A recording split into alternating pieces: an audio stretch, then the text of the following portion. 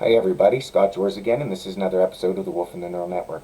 Today we're going to talk about a very serious topic. It's foreign interference in the 2019 and 2021 Canadian federal election, and to an extent, the provincial elections, more specifically in Nova Scotia.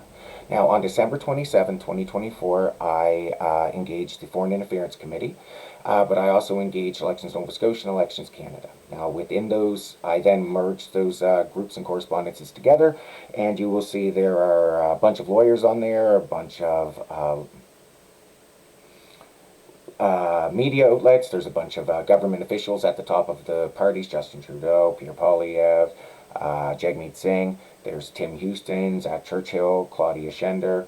And then we've got a bunch of different media outlets: CTV, CBC, across the board, Post Media, J.D. Irving, a lot of these people, David Fraser, privacy lawyer in Canada, and merged them into single threads. Now, also, in this time period, every January 6th, since January 6, 2022, I sent out the same letter regarding this issue and trusting these individuals and asking them to please think about artificial intelligence and raise some general concerns, and would keep repeating this quote about mathematics and letting a complex system repeat, and eventually something surprising would happen.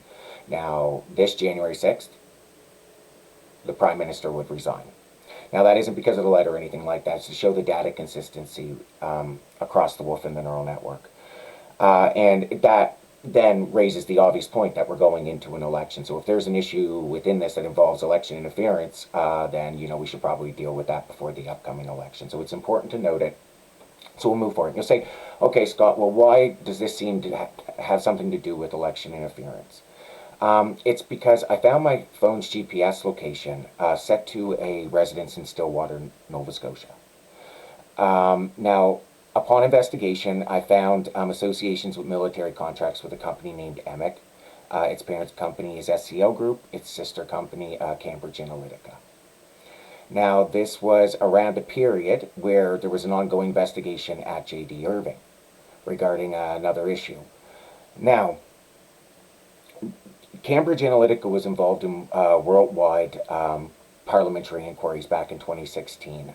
There are still ongoing issues in Canada between the Privacy Commissioner of Canada, the OPC, and Facebook in regards to these matters. They were very serious and involved election interference.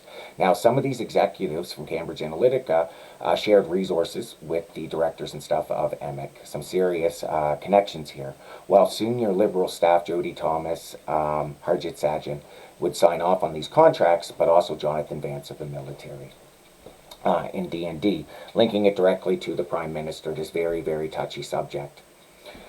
And so you're thinking about this and saying, Scott, okay, if there's this investigation that happened at J.D. Irving, maybe you caught law enforcement looking at you, and you're like, okay, so let's say that's what happened. That would mean that the only way that you could do this would be spyware, to change somebody's GPS location, right? Random chance makes it extremely slim. So if this was law enforcement spyware, then it can change your GPS location, which means it can plant evidence. How far does that bidirectional capability extend? Can they plant pictures? Can they delete pictures or videos that they don't like? Can they delete phone calls? These are good questions.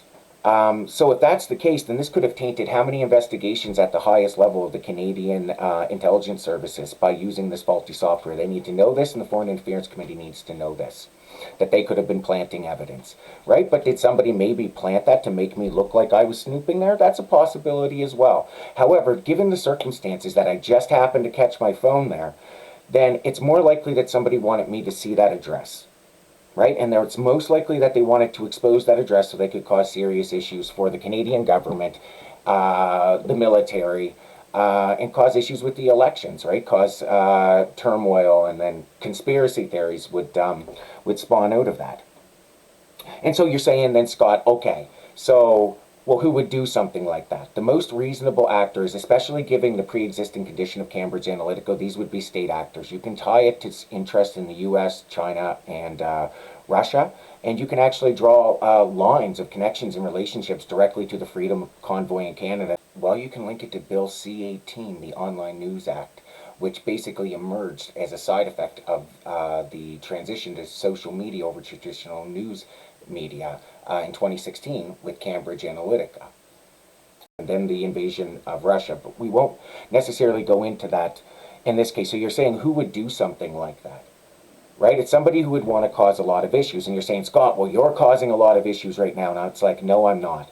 I tried to deal with this issue well in advance and tried to do it with it quietly while begging these people to come forward. When I went forward with the Wolf and the Neural Network, all this amalgamated evidence, I noted all my bias. I went to the police with this. They arrested me, humiliated me, and tortured me and denied me all my fundamental rights.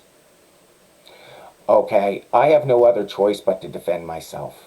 Since 2018, there have been 6 notable attempts at serious quantifiable identity theft. May 27, 2019, my wallet would go missing and end up with these HRP police officers who within 12 days would get lucrative job transfers to JD Irving. My GPS location being changed shows that I never had client attorney privilege, and it shows that bidirectional capabilities exist. So did they plant evidence, delete evidence? Did they make it look like I was there for a particular reason? I've had mail go missing from my mailbox that involved Employment Service Development Canada in this case. And you can associate that with events within a contract number 2 and a second residence. August 2nd, 2022, when I was falsely arrested and tortured, Valent Legal reported phishing and hacking that was directed towards me, and also my Google accounts get locked down. I can also show you Google Analytics that there's massive spikes around significant dates where I only get 1 or 2 views a day, and it goes up to like 600, 700 thousands over a couple of days. It's really significant. When Nova Scotia Health Authority fabricated their records during the false arrest, August 2nd, 2022, they put a huge sticker on my book bag and then gave it to a homeless man sketched out on drugs and tried to pretend basically that that was me. Nova Scotia Health Authority also then had their security on a separate occasion a year later state that I was at their facilities and that I was being trespassed, and that they read this document to me, had somebody witness it, and then had me served by a bailiff. I was never at that location. RCMP and CSIS know that. I live 151 kilometers away. I've got evidence of a possible IMSI catcher, and there are other reports of hacking reported by other individuals that are reasonably involved. So, like, I was targeted well before any of these events, well before finding my GPS location set there, right? Like, all I did was defend myself, and I asked these parties to please come forward, to please end this. And when you go back and look at this, you will see me beg and plead with them. So I have no other choice, right? These people destroyed my life. It looks like that's what their whole goal was, to frame me, right? Consistent with the GPS location and the psychological warfare that they're running, right? So I had no other choice but to do this. Again, the address was already compromised, and if these types of incursions are happening, we need to know this at every level of the electoral system. We need to understand what these people tried to do. With artificial intelligence coming, and these methodologies like TAA, or target audience analysis, and the ability to run psychological warfare on individuals on the wide scale now, we need to understand what that means in regards to our coming elections and how these individuals or groups may be looking to use that against us. So yeah, everybody, thank you very much for watching. And you know, I know it's a lot, and there's a lot more we could talk about, and I'm prepared to do so. But that's enough for today. So have a good day.